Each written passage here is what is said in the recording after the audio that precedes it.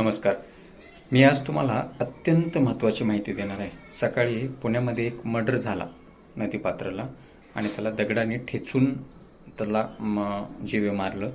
आता हे प्रकरण पूर्ण पुण्यामध्येच नाही, पूर्ण महाराष्ट्रामध्ये होतं आणि हे आपल्या सामान्य जनतेला माहिती नसते. एखादी मर्डर झालं की आपल्या कानावरती येतं आणि आपण म्हणतो की हां, अरे तिथे मर्डर झालं होतं बरं का, तिथे असं झालं होतं बरं का. पण मी तुम्हाला एक रेशो सांगतो. मी आज थोडी जरा माहिती काढली यामध्ये आणि जी मला ऑनलाईन उपलब्ध जी माहिती मिळालेली आहे काही विश्वसनीय सोर्समधनं, तर ती माहिती मी काढलेली आहे. आता ह्यामध्ये काय आहे की पुण्यामध्ये किती मर्डर होत आहेत ऑन ऑन ॲव्हरेज दरवर्षी गेल्या 5 वर्षाचं मी तुम्हाला सांगणार आहे. महाराष्ट्रामध्ये असे कोणते 5 जिल्हे आहेत जे टॉप आहेत मर्डरमध्ये, खून होतो तिथे जास्त, आणि कोणते जिल्हे आहेत जिथे फार कमी रेशो आहे, आणि महाराष्ट्राचा नंबर भारतामध्ये कितवा लागतो, आणि एकंदरीत यामध्ये किती लोक याच्यामध्ये शिक्षा भोगतात, शिक्षा होते, आणि किती टक्के निर्दोष मुक्तता होते, हे पण मी सांगणार आहे. त्यासोबतच आता यामध्ये दर दिवसाला महाराष्ट्रामध्ये किती मर्डर होतात हे पण मी तुम्हाला सांगणार आहे. आता यामध्ये जर आपण बघितलं ऑन ॲव्हरेज पुण्याचं जर बघितलं तर पुण्यामध्ये गेल्या 5 वर्षामध्ये जर बघितलं आपण यामध्ये 21, 22, 23, 24, 25, आता ह्या 5 वर्षाचं जर ॲव्हरेज काढलं तर 100 मर्डर दरवर्षी होत आहेत पुण्यामध्ये. 100 मर्डर म्हणजे दरवर्षी, म्हणजे महिन्याला किती झाले ते 7 ते 8, 12, 8, 96, म्हणजे 8-9 मर्डर महिन्याला होतात. हे फक्त पुण्याचं सांगतोय. आता यामध्ये टॉपला काय आहे, मुंबई, ठाणे, नागपूर, पुणे आणि पिंपरी चिंचवड हे महाराष्ट्रामधले जिथे सर्वात जास्त खून होणारे हे काय आहेत, जिल्हे आहेत. शहरी भागा, ग्रामीण याच्यामध्ये इन्क्लूड नाही. ग्रामीण म्हटल्यावरती हे अजून टॉपला येतील. आणि त्यानंतर अमरावती आहे ग्रामीण, बुलढाणा आहे, अकोला आहे, नागपूर ग्रामीण त्याचा नंबर लागतो. आता एकंदरीत महाराष्ट्राचा नंबर भारतामध्ये 3रा आहे, कारण महाराष्ट्रामध्ये जवळपास दरवर्षी 2000 मर्डर होतात, 2000, आणि ॲव्हरेज जर ह्याचं काढलं तर महाराष्ट्रामध्ये दिवसाला 6 ते 7 मर्डर होतात. म्हणजे एकंदरीत हे गुन्ह्याची पार्श्वभूमी जर बघितली तर हे आपल्या लक्षात येतं की मर्डर करणारे किती निर्घट्ट आहेत आणि कशा पद्धतीचं गृह खातं ह्याच्यावरती काम करते. आता ते गृह खातं चालवणाऱ्यालाच माहिती आणि पोलीस डिपार्टमेंटलाच माहिती.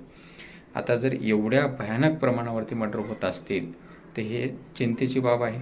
आणि यामध्ये सर्वात अजून चिंतेची मोठी बाब काय आहे, 54% काय होते, शिक्षा होते.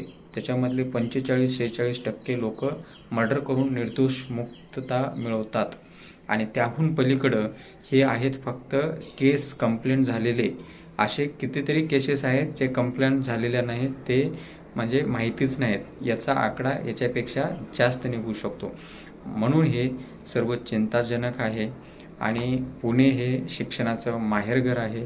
पुण्याला शिक्षणाचं माहेरघर म्हटलं जातं, पण पुण्यामध्ये जर हल्ली आत्ता बघितलं तर प्रत्येक महिन्याला 2, 4, 5, 6, आता ॲव्हरेज जर काढलं तर 8-9 मर्डर होत आहेत. म्हणजे हे शोकांतिक आहे पुण्यासारख्या ठिकाणी. कारण पुणे हे एक विशेष जिल्हा आहे, विशेष शहर आहे महाराष्ट्रामधलं, आणि तिथं ही परिस्थिती आहे. आता एकंदरीत जर बघितलं तर ही बाब जी आहे तर चिंताजनकच आहे. 21, 22, 23 असा हा डेटा आहे NCRBचा. NCRB हे डिक्लेअर करतं दरवर्षी. तर यामध्ये ऑन ॲव्हरेज 2200-2300 मर्डर हे पूर्ण महाराष्ट्रामध्ये होत आहेत दरवर्षी. आता हे 24 आणि 25चा अद्याप ऑनलाईन डिक्लेअर्ड नाही आहे, तर ह्याचं जर ॲव्हरेज काढलं तर 2000 मर्डर महाराष्ट्रामध्ये दरवर्षी होत आहेत. आणि याचा ॲव्हरेज काढलं तर 6 ते 7 मर्डर दिवसाला होत आहेत. आणि पुण्यासारख्या ठिकाणची चिंता जास्त चिंताजनक गोष्ट आहे. कारण पुण्याचा जो रेशो आहे जे आयुक्तांनी डिक्लेअर केलेला आहे, 21, 22, 23, 21ला 100 मर्डर, 22ला 104, 23ला 101, 24ला 93 आणि 25ला 79. म्हणजे ह्या 2 वर्षामध्ये ही श्रृंखला कमी झालेली आहे मर्डरची. म्हणजे टक्केवारी 15 ते 20% कमी झालेली आहे. आता ही आनंदाचीच बाब म्हणायला पाहिजे. म्हणजे पोलिसाचं कुठंतरी नियंत्रण किंवा याच्यावरती वाच आहे असं म्हणायला हरकत नाही, का तर कमी झालेत 15-20% वाढण्याऐवजी. तर हे एक यश आहे पोलिसांचं. पण एकंदरीत हे महाराष्ट्र गृह खात्याचं अपयश आहे.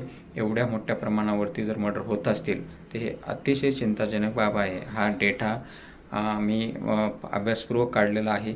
मला वाटतं यामध्ये काही गडबड नसणार आहे, पण काही वर खाली थोडं प्लस मायनस असू शकतं, कारण हे सर्व ऑनलाईन सोर्सद्वारे माहिती मिळवलेली आहे. पण एकंदरीत हे ग्रह खात्याचं अपयश आहे, हेच सध्या तरी लक्षात येतं. तुम्हाला ह्या एकंदरीत माहितीवरून काय वाटतं?